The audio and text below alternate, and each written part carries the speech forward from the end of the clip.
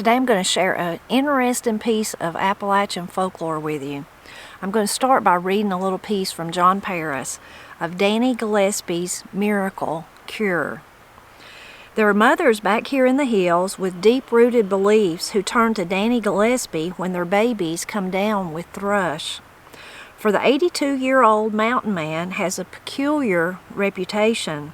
He is reputed to have the rare gift of curing babies with thrush by simply blowing in their mouths. When mountain folks speak of it, they call it thrush. It is an infection of the mouth or throat, especially in infants and young children, and is characterized by the formation of small white ulcers that make nursing painful. In my time, said Danny Gillespie, I've blowed the thrush from many a wee one. There's no telling how many I've cured, but it's up in the hundreds. I don't know how I come by the gift. Reckon I was born with it. For I've been doing it as far back as I can remember. Why, even when I was ever so small, it was before I was 3 years old. My mother would get me up in her lap to blow into the mouth of a baby with thrush. There's not much to it. I just blow into the baby's mouth 3 times. No more, no less. As I say, I've blowed into the mouths of hundreds of them, and I've never failed to cure one yet. Many's the time I've been out in the fields a-plowing and seen a woman coming with a baby in her arms, and I knew right away what she was coming for. Sometimes they would just hand me their baby without saying a word, and I'd take it and blow in its mouth 3 times and hand it back. They'd always want to pay me, but I've never charged for curing one yet. There's grown folks hereabouts that I blowed the thrush from when they were babies. There's 2 widder women down the road here whose mother brought them to me when they were babies to have me blow in their mouths. And just a couple of weeks ago, a man from South Carolina showed up here with a kid with the thrush and wanted me to blow in its mouth. The old man reckons he is the last thrush practitioner in all the mountains. Back in the old days, you used to hear of one now and then, he said, but not anymore. But even back then, we were a rare breed. Of course, the medical fellows say there's nothing to it. They say it's just superstition. But I just let them think what they will. Although the old man has never tried them, he used to hear folks tell about other remedies for curing thrush. Some mountain folks in the old days recommended passing a baby backwards through a white mule's collar as being good for the sore mouth. Another remedy that had its followers was to get a stranger and have him give the baby a drink of spring water out of the brim of his hat. And some recommended this remedy.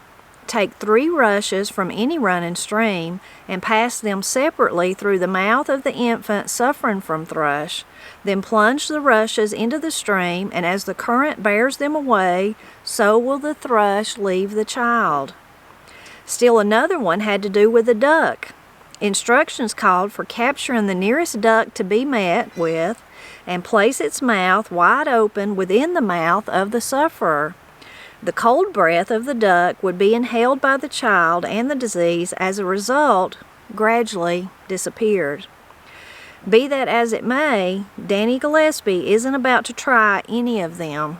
I'll just stick, he said, to what I know cures the thrush for sure.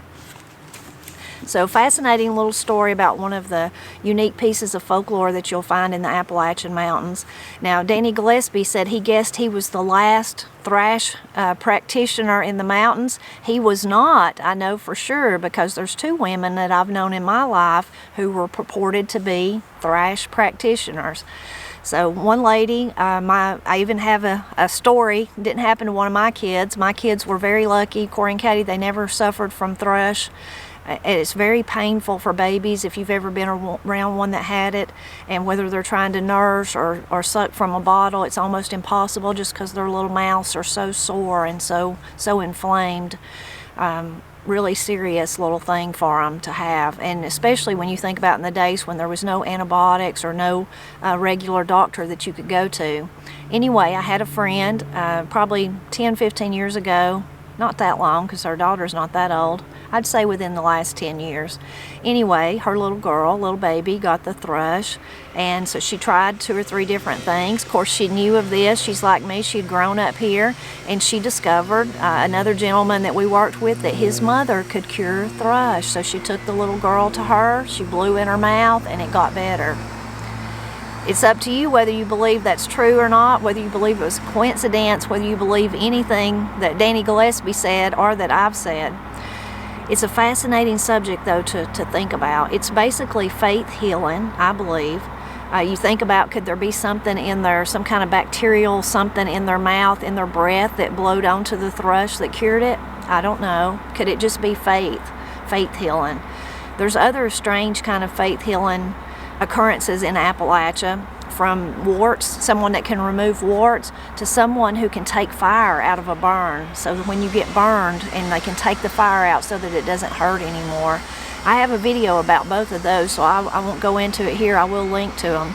But it's a fascinating subject, and everyone that I've ever encountered in the mountains of Appalachia in my lifetime, and I would about guarantee that Danny Gillespie would agree, all those people that I've known talk about it, say they could do it, say they believed in it, they all thought it was through faith, that they all thought it's through faith in God, and that's what they based it on.